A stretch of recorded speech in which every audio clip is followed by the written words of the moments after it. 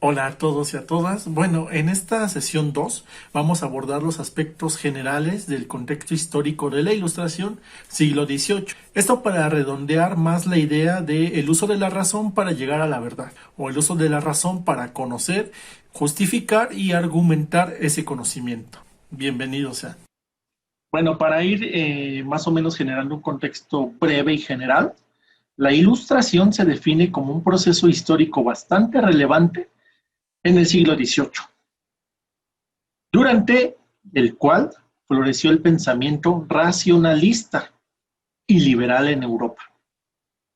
Las inquietudes enciclopedistas y didácticas impulsaron el desarrollo de las ciencias, las artes, la cultura, a favor del saber y del progreso, pero, por lo mismo, fueron opuestas a la tradición política absolutista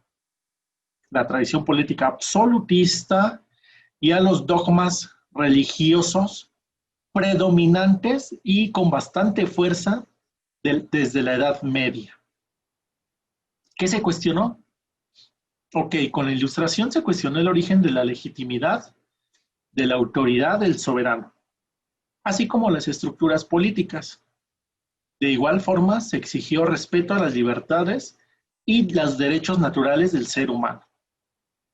La fe en la razón desplazó al aristotelismo y a las creencias que el pensamiento cristiano aún sostenía en torno a un universo geocéntrico.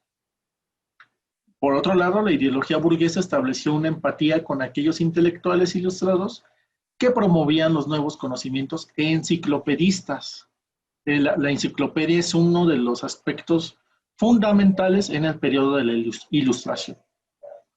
Este proceso histórico también se le conoce o es llamado como el siglo de las luces o el iluminismo. Y en Francia se considera como su epicentro en el siglo XVIII.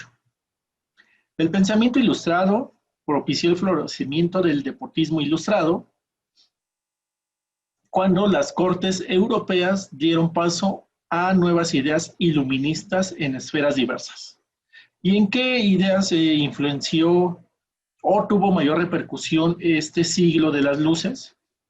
Ya lo veníamos diciendo, en la política, la administración, la burocracia, por otro lado la economía, las artes y las ciencias, y también en la educación y en la cultura, ¿no? Entonces vamos avanzando en la presentación para que vaya quedando completamente claro, ¿ok? La ilustración, el siglo de las luces o el iluminismo. Siglo XVIII con epicentro en Francia. Lo que buscaba era separarse de los dogmas religiosos, ¿ok?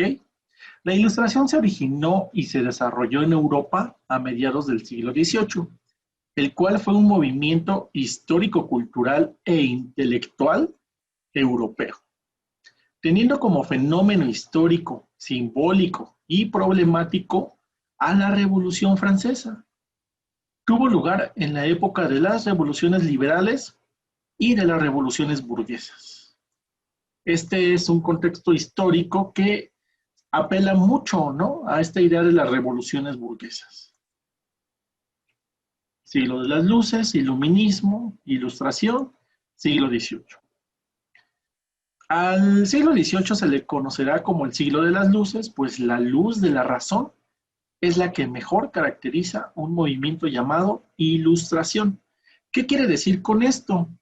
Debido a que en la Edad Media las ideas o los dogmas de la fe religiosa eran inamovibles, se concibe como estos dogmas como algo oscuro, ¿no? Y para contrastarlo, pues la ilustración se le denomina siglo de las luces porque implementa la razón para alcanzar el conocimiento o el saber de las cosas, de lo que nos rodea, de nuestro entorno. Bueno, para contextualizar, hay un parlamentarismo inglés o el parlamento inglés.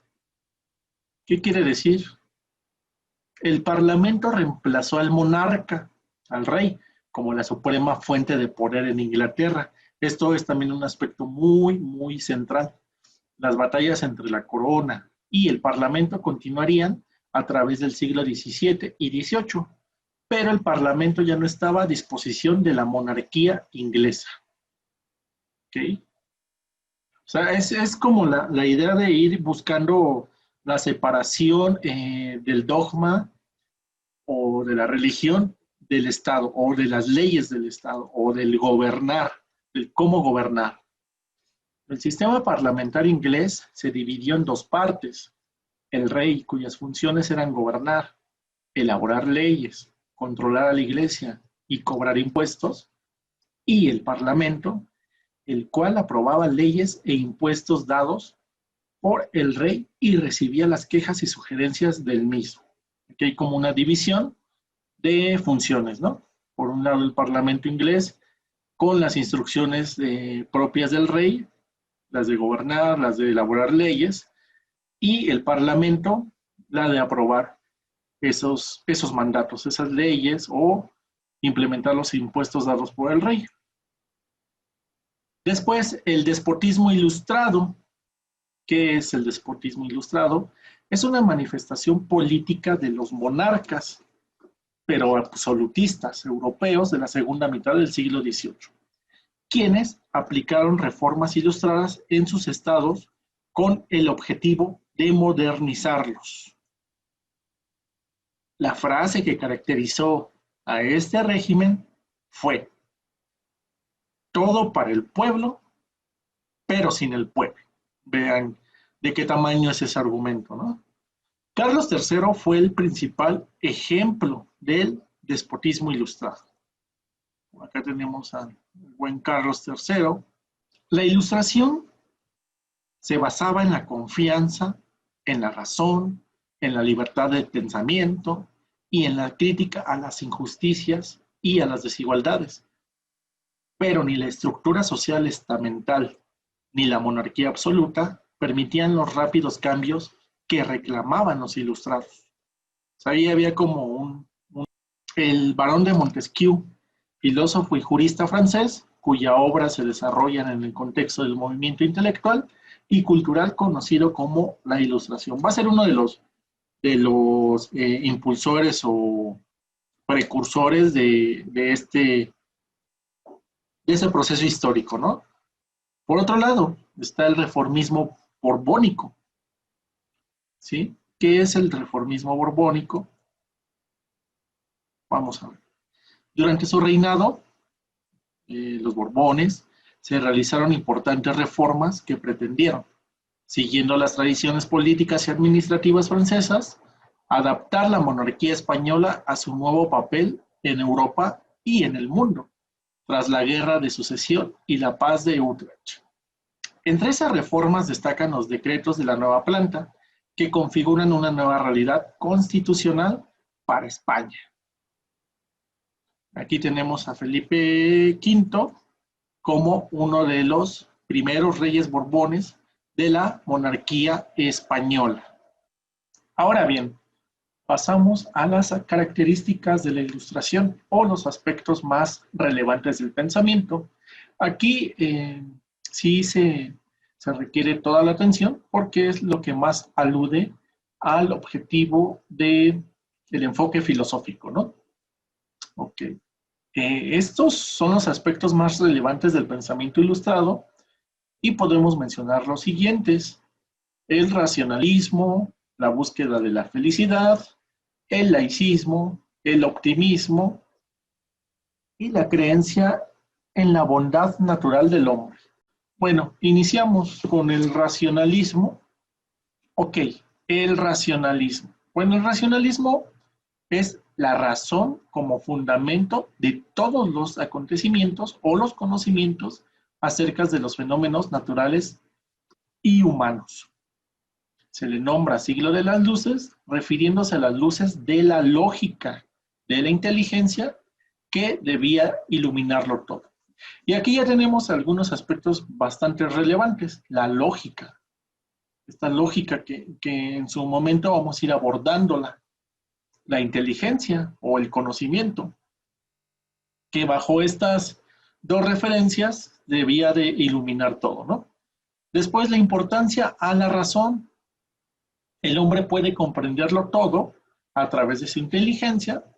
Solo es real lo que puede ser entendido por la razón. Esta sentencia o este enunciado es muy importante porque igual aquí ya nos están dando pautas completísimas de lo que es la ilustración. Que la ilustración, ténganlo también en cuenta, se diferencia de la fe o de los dogmas religiosos, ¿no? O de este monopolio del clero, o lo que en su momento fue también el feudalismo. Entonces hay una lucha contra las supersticiones. Lo veíamos en la primera sesión, ¿no? La idea de que la superstición, los mitos, no apelaban al conocimiento, no apelaban a la razón, porque no eran comprobables, ¿no? Porque eran cuestiones que no podían afirmarse mediante algún tipo de existencia, ¿no? Aparece el deísmo, en donde se afirma la existencia de un Dios creador y justo. Pero en la ilustración se considera que el hombre no puede entrar en contacto con la divinidad y por tanto no sabe nada de ella. Aquí otra vez la sentencia, ¿no? De solo es real lo que puede ser comprendido, justificado o apelado por la razón, ¿sí? Otro aspecto importante es que se practica la tolerancia religiosa, pues si todas las religiones valen lo mismo, todas deben de ser permitidas. O sea, no está el dogma, ¿no? De decir, solamente hay un tipo de religión, todos vamos a creer en a confiar política, económicamente en esta religión. Las demás, pues, no son permitibles, ¿no?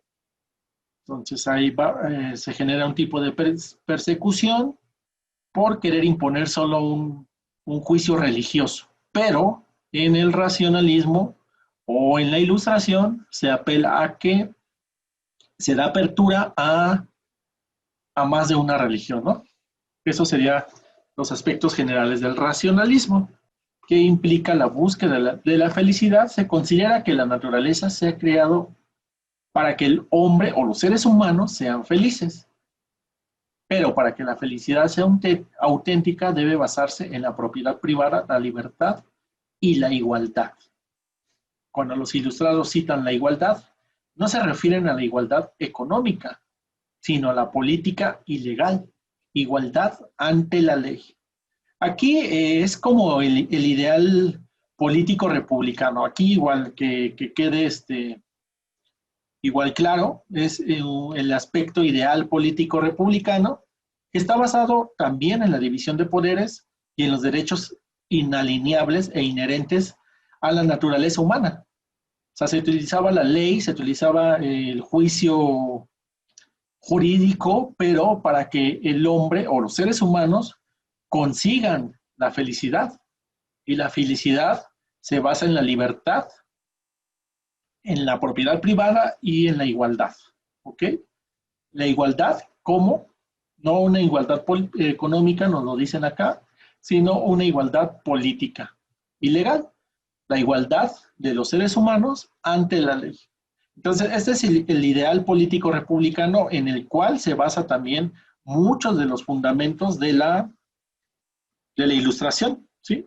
Tenemos el concepto de libertad, el de igualdad, aquí ya está el de propiedad, tolerancia, lo vimos en la lámina anterior, y estamos viendo aquí la felicidad. La felicidad a través de las leyes justas y legales para los seres humanos, ¿no? Un aspecto igual central. Ok, el laicismo.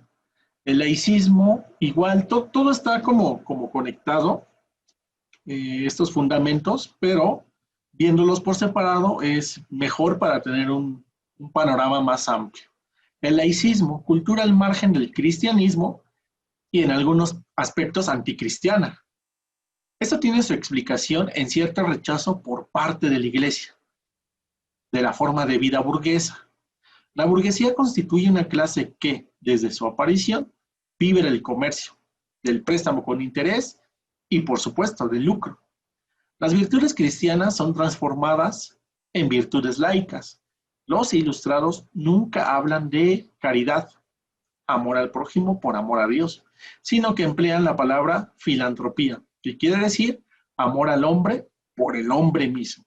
Igual aquí en esta lámina sobre el laicismo, se está apelando a la razón, ¿sí? A que haya una separación en cuanto a la fe religiosa con las cláusulas del Estado o las leyes, para mencionarlo de una manera con más precisión, ¿sí? Y tenemos el optimismo. El optimismo también fue relevante en este contexto histórico porque el hombre piensa que la naturaleza es una especie de máquina perfecta que lo hace todo bien. Hay motivos para sentirse optimista, por supuesto, en este contexto histórico de la Ilustración, ¿no? En cuanto a las generaciones iban emergiendo, en cuanto las ideas filosóficas también iban tomando mucha fuerza, se consideraba también el punto de vista del optimismo, ¿no? La historia supone que la evolución progresiva de la humanidad, es decir, que el hombre con el transcurso de los siglos se va perfeccionando continuamente. Así llegará el momento en que se logrará construir la sociedad perfecta, una especie de paraíso en la tierra. ¿Sí? Ese es el aspecto relevante del optimismo. Ok. Pasamos a la creencia en la bondad natural del hombre. ¿Sí? Los filósofos de la época, del contexto histórico del siglo de las luces, piensan que el hombre es bueno por naturaleza. Ajá. Aquí va a influir mucho las ideas filosóficas de John Locke, de Adam Smith, entre otros. Ahorita los vamos a ir abordando poco a poco. Pero igual, es una relación que tiene que ver con el racionalismo, la razón como fundamento de todos los conocimientos de los fenómenos naturales y humanos, con el liberalismo, que es la fe en el progreso material y político, económico y científico con base en las libertades. El liberalismo también juega un papel muy importante aquí. ¿Qué quiere decir liberalismo? Progreso material, político, económico y científico. Ajá. Las revoluciones burguesas se caracterizan por eh, una, eh, un aspecto emergente en estos ámbitos, ¿sí? Y el ideal político republicano, que lo vimos anteriormente, ¿no?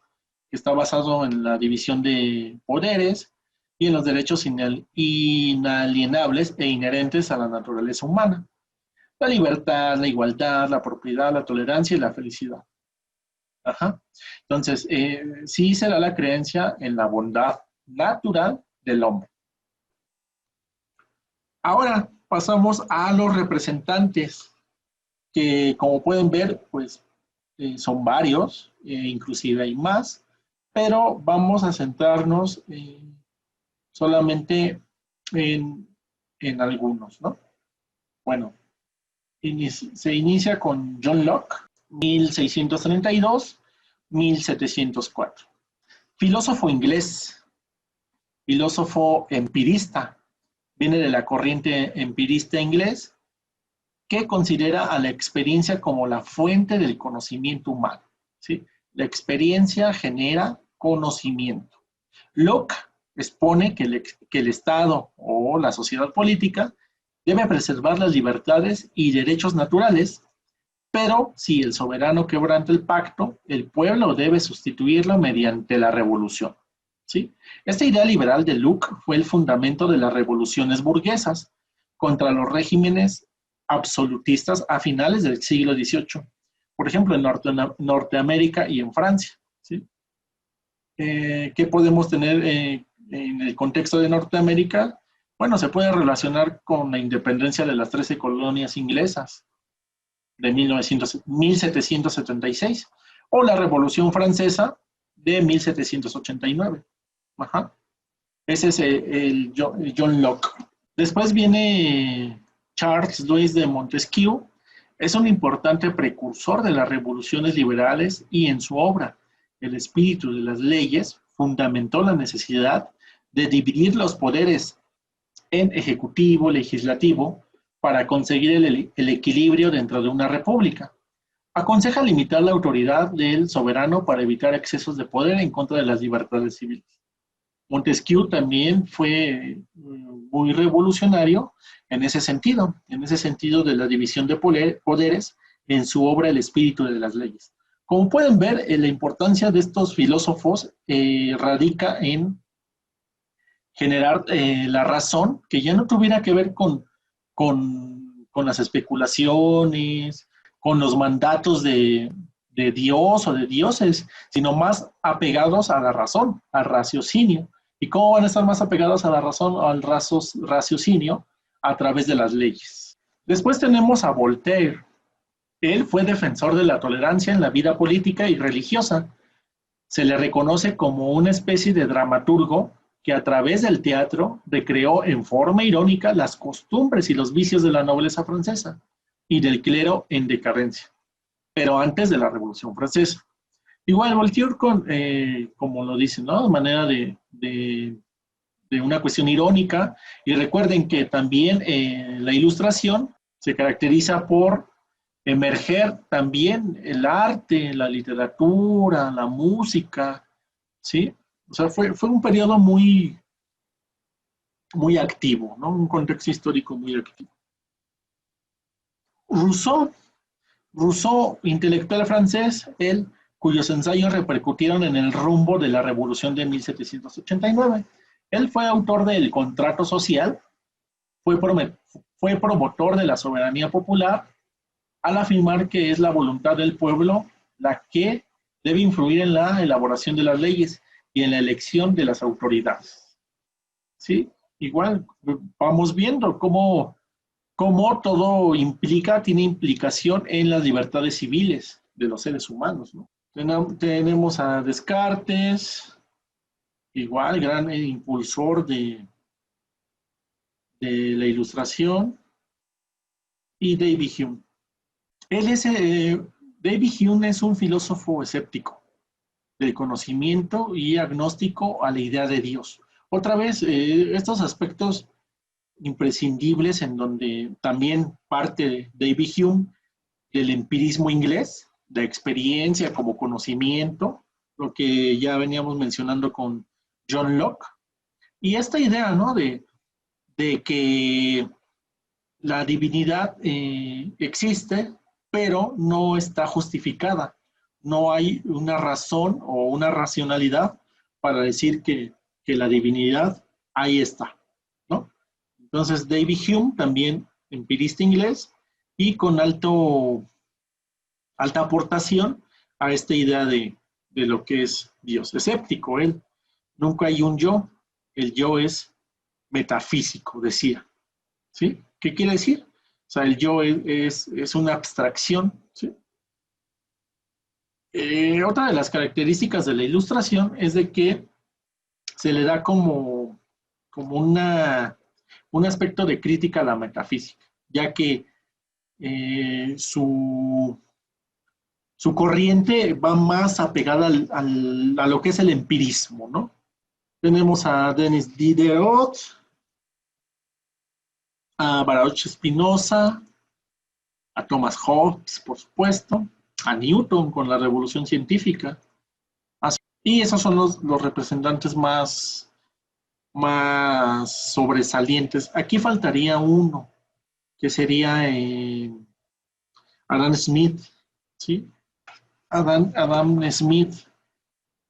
Él es de la corriente económica y fue autor de La riqueza de las naciones, un importante texto económico en el que establece el principio de la libertad económica independiente del poder político, según leyes propias de la producción, como el ciclo de la mercancía, la ley de oferta y demanda para regular el precio de las mercancías.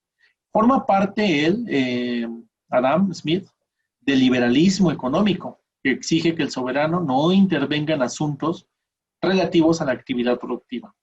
Los aranceles, ¿no? Para permitir la libre competencia entre los individuos. Pero Adam Smith está más apegado a la corriente economicista. Ok, otro de los aspectos igual bastante relevantes son las formas de difusión. ¿Qué quiere decir esto? Aquí es donde aparece, donde tiene una fundamentación bastante importante, lo que viene siendo las ideas enciclopedistas o la enciclopedia como tal. Ok, intentaron difundir y extender sus ideas de muy diversas formas, los pensadores de la Ilustración. Uno, las sociedades científicas, literarias o artísticas y las academias. O dos, las sociedades de amigos del país establecidas en las ciudades y provincias principales. Tres, en los salones, tertulias, cafés o reuniones de ilustrados, donde se congregaban bastantes pensadores, filósofos, artistas, para discutir los temas, ¿no? Los temas sociales, los temas políticos, los temas económicos y, por supuesto, para también acrecentar la crítica contra el dogma religioso. ¿Sí? Y como punto 4, la enciclopedia, que es como el aspecto más sobresaliente también de este contexto histórico. Se elabora un diccionario ilustrado que recogía todo el conocimiento de la humanidad hasta ese momento. ¿Sí? Era un tomo o varios tomos en el cual pues se recopilaban todas las ideas, los pensamientos, las obras, todo lo que tuviera que ver con el conocimiento. Pero no solo científico, ni político, ni económico, sino también artístico. ¿Sí? Entonces la enciclopedia es un aspecto muy relevante de este contexto histórico.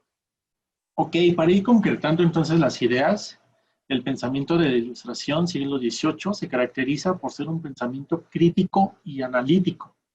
Siglo XVIII, Ilustración, un pensamiento crítico y analítico. Va a permitir la creación de lo que ya vinieron siendo las ciencias y la técnica, la ciencia y la técnica, el progreso, ¿no? El progreso que mencionamos. De aquí se desprenden las ciencias experimentales o las ciencias sociales.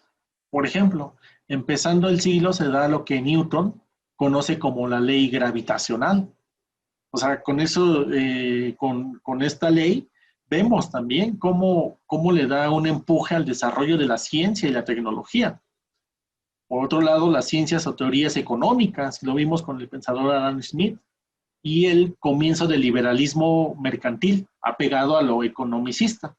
Pero también vimos entre los pensadores más importantes de la Ilustración las teorías políticas, el Estado con la obra de Montesquieu, el contrato social de Rousseau y la separación de poderes que mencionaban, ¿no? Separar el poder legislativo, separar también no solo los poderes en cuanto al parlamento, sino también separar un poco la idea de, o no un poco, ¿no? Como objetivo, la idea de la intervención del clero con el Estado. Hay otro filósofo importante aquí, que es Immanuel Kant. Immanuel Kant también va a contribuir bastante con estas ideas. Por ejemplo, estaba muy fuerte la cuestión metafísica, ¿no? Pero Kant, con sus tres críticas, tiene tres obras, denominada Crítica de la razón pura, Crítica de la razón práctica y Crítica del juicio. La primera, lo que la razón puede llegar a conocer dentro de sus límites. ¿Qué quiere decir? ¿Hasta qué punto puedo y hasta qué punto no puedo? Crítica de la razón pura, ¿sí? Pero no es una crítica a la razón, sino de la razón pura. Aquí la metafísica no entra, ya no se puede caer en abismos. Lo que les decía, con la Ilustración también se hizo, ya en el aspecto filosófico como tal, una especie de crítica fuerte a las ideas metafísicas. ¿Sí? En la segunda obra, lo que viene siendo la crítica de la razón práctica de Immanuel Kant, ¿qué dice? Lo que es la práctica humana, a eso se refiere a la práctica humana, crítica la razón práctica. Pero aquí fundamentalmente entre la moral y las costumbres.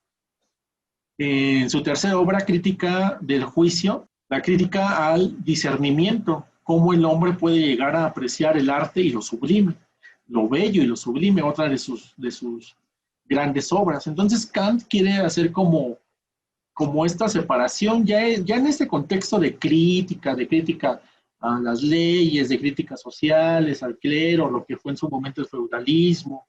O sea, también la filosofía entra y podemos ver claramente cómo Kant, uno de los primeros filósofos que como tal implementa una crítica. Tan es así que sus obras se titulan así, Crítica de la razón pura, Crítica de la razón práctica, Crítica del juicio.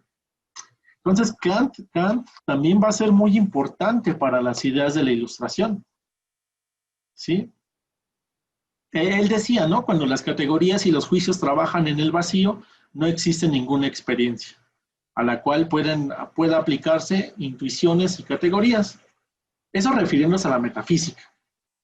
Y también aseveró, o sea, su argumento fuerte es decir, la metafísica no es ciencia. Hay un vacío en la metafísica, no nos puede llevar como un progreso porque la metafísica es un abismo, ¿sí? Siguiendo la línea de la metafísica, todo se va a perder. Ok, entonces con eso terminamos esta segunda sesión y hagan sus apuntes, los que consideren pertinentes, y espero haya quedado bastante claro. Muchas gracias.